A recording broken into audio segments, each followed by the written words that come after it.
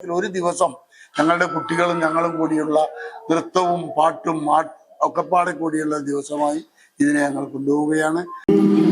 പണ്ടൊരു നാടുണ്ടാർന്നേ, ആ നാട്ടിൽ പുഴയുണ്ടാർന്നേ, പുഴ നിറയെ മീനുണ്ടാർന്നേ. നമസ്കാരം, ചാനൽ 10 വാർത്തകളിലേക്ക് സ്വാഗതം. കലാരംഗത്ത് മികവിന്റെ മുദ്ര പതിപ്പിച്ച ഭാരത കലാക്ഷേത്രയുടെ 8ാമത് വാർഷികാഘോഷം വിവിധ കലാപരിപാടികളോടെയും പ്രമുഖരുടെ സാന്നിധ്യത്തോടെയും പ്രൗഢമായി. സാംസ്കാരിക സമ്മേളനം മഞ്ചേരി പ്രിൻസിപ്പൽ ജില്ലാ ജഡ്ജ് കെ സനൽകുമാർ ഉദ്ഘാടനം ചെയ്തു. മഞ്ചേരിയുടെ സാംസ്കാരിക മണ്ണിൽ കലയുടെ പടവുകൾ ഉറപ്പിച്ചു മുന്നേറുന്ന ഭാരത കലാക്ഷേത്രയുടെ 8ാം വാർഷികാഘോഷമാണ് വൈവിധ്യമാർന്ന പരിപാടികളോടെ അരങ്ങേറിയത്. കഴിഞ്ഞ 8 വർഷങ്ങളായി നൂറുകണക്കിന് വിദ്യാർത്ഥികളെ കലാരംഗത്തേക്ക് കൈപ്പിടിച്ചുയർത്തിയ സ്ഥാപനം സംസ്ഥാന ജില്ലാതല മത്സരങ്ങളിൽ അനവധി നേട്ടങ്ങൾ കൈവരിച്ച് ശ്രദ്ധേയമായി മാറിയിരിക്കുകയാണ്. മഞ്ചേരി ജയശ്രീ ഓഡിറ്റോറിയത്തിൽ നടന്ന വാർഷികാഘോഷ പരിപാടികൾ കലാസ്നേഹികളുടെ വൻ പങ്കാളിത്തത്തോടെ പ്രൗഢമായി. സാംസ്കാരിക സമ്മേളനം മഞ്ചേരി പ്രിൻസിപ്പൽ ജില്ലാ ജഡ്ജി കെ സനൽകുമാർ ഉദ്ഘാടനം ചെയ്തു.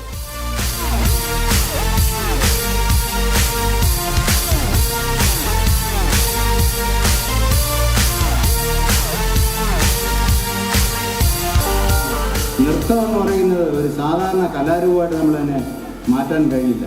കാരണം നൃത്തം ഒരു സാധനയാണ്, അതൊരു മെഡിറ്റേഷനാണ്, അത് ഒരു പൂർണ്ണ രൂപമാണ്. നമ്മുടെ ജീവിതം അവസാനിക്കുന്നവരെയും നൃത്തം നമ്മൾ ചെയ്തുകൊണ്ടിരിക്കുകയാണ്.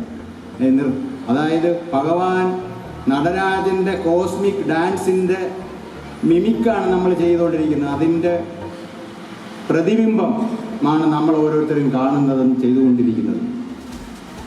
മരണം വരെ നമ്മൾ നൃത്തം ചെയ്തുകൊണ്ടിരിക്കണം. എന്നാൽ മാത്രമേ ആ നടരാജൻ്റെ ദയാവായ്പോടുകൂടി കൃപയോടുകൂടി നമുക്ക് ജീവിക്കാൻ കഴിയുള്ളൂ എന്നാണ് ഞാൻ മനസ്സിലാക്കുന്നത്.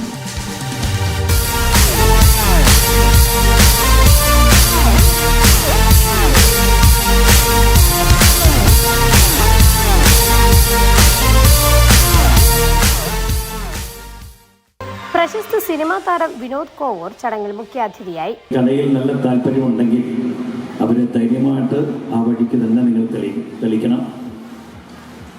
അതൊരു സുഖമുള്ള മേഖലയാണ്. പവിത്രമായിട്ട് അതിനെ കൊണ്ടു നടക്കുകയാണെങ്കിൽ അതൊരു സുഖമുള്ള ജോലിയാണ്. ഇത്രയും മനസ്സമാധാനം കിട്ടുന്ന വേറൊരു ജോലിയില്ല. പണ്ടൊരു നാടുണ്ടാർന്നേ, ആ നാട്ടിൽ പുഴയുണ്ടാർന്നേ, പുഴ നിറയെ മീനുണ്ടാർന്നേ, മീനിന് മുങ്ങാൻ കുളിരുണ്ടാർന്നേ. അന്നവിടെ വയലുണ്ടാർന്നേ, വയൽ മുഴുവൻ കതിരുണ്ടാർന്നേ, കതിർ കൊത്താൻ കിളി വരുമാർന്നേ, കിളികൾ പാടണ പാട്ടുണ്ടാർന്നേ. സംസ്ഥാന സർക്കാരിന്റെ സിനിമ VFX വിഭാഗം അവാർഡ് നേടിയ സാലിം ലാഹിറിനെ ചടങ്ങിൽ അനുമോദിച്ചു. ജില്ലാ സംസ്ഥാന കലോത്സവങ്ങളിൽ 1ാം സ്ഥാനം നേടിയ വിദ്യാർത്ഥികളെയും ആദരിച്ചു.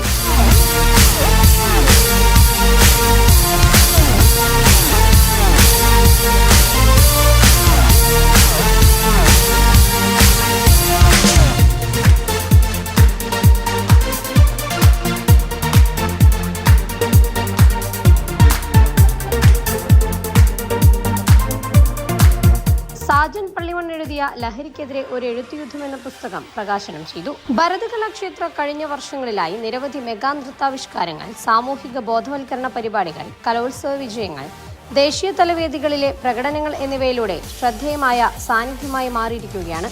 200ഓളം വിദ്യാർത്ഥികൾ പങ്കെടുത്ത നൃത്തകലാവിരുന്ന് പ്രേക്ഷകരെ വിസ്മയിപ്പിച്ചു. ഇവിടെ ഭരത് തുടങ്ങിയിട്ട് ഇന്ന് 8ാമത്തെ വർഷമാണ്. ഇവിടെ ഓഡിറ്റോറിയത്തിൽ, ജയശ്രീ ഓഡിറ്റോറിയത്തിൽ നടക്കുന്നത് 8ാമത് വാർഷികാഘോഷമാണ്. രാവിലെ സംഗീതാർച്ചനയോടുകൂടി തുടക്കം കുറിച്ചു.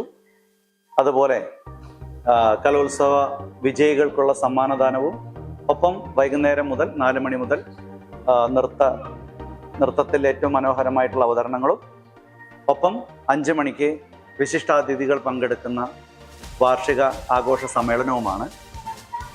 പക്ഷേ ഇതിനൊക്കെ നടക്കണമെങ്കിലും ഞാൻ ആദ്യം പറയുന്നത് എന്നെക്കാളും കൂടുതൽ അർഹത ഇതിനെക്കുറിച്ച് വിശദമായിട്ട് സംസാരിക്കാൻ എൻ്റെ പ്രിയപ്പെട്ട ഭരതയുടെ നെടും തൂണുകളായിട്ടുള്ള എൻ്റെ PTA അംഗങ്ങളാണ്.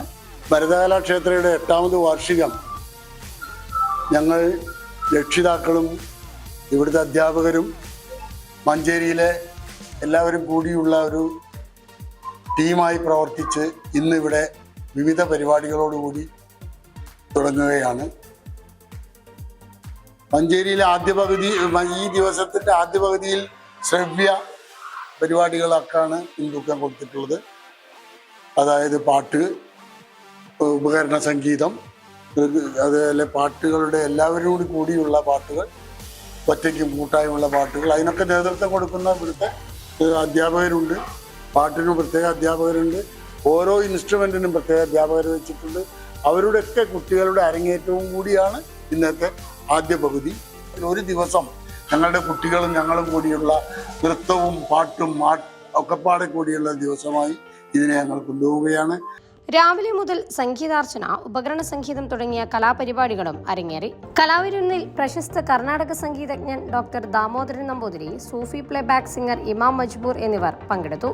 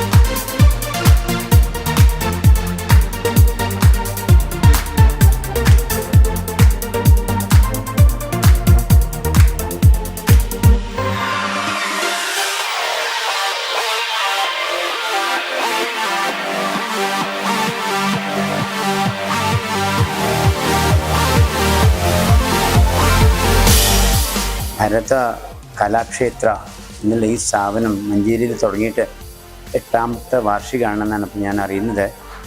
ഞാൻ ഇതിൻ്റെ ഡയറക്ടറായിട്ട് 20 വർഷത്തിൽ കൂടുതലായിട്ട് പരിചയമുണ്ട്. ഞങ്ങൾ ഒന്നിച്ച് ജോലി ചെയ്യുന്ന ആൾക്കാരാണ് പെരിന്തൽമണ്ണയിൽ. ഈ സ്ഥാപനം ഒരു യൂണിവേഴ്സിറ്റി മാതിരി വരുന്ന എനിക്ക് തോന്നുന്നത്. കാരണം എന്താണെന്ന് വെച്ചാൽ ഇവിടെ നൃത്തം പഠിപ്പിക്കുന്നുണ്ട്, മെയിനായിട്ട് സംഗീതം പഠിപ്പിക്കുന്നുണ്ട്, വീണ പഠിപ്പിക്കുന്നുണ്ട്, മൃദംഗം പഠിപ്പിക്കുന്നുണ്ട്.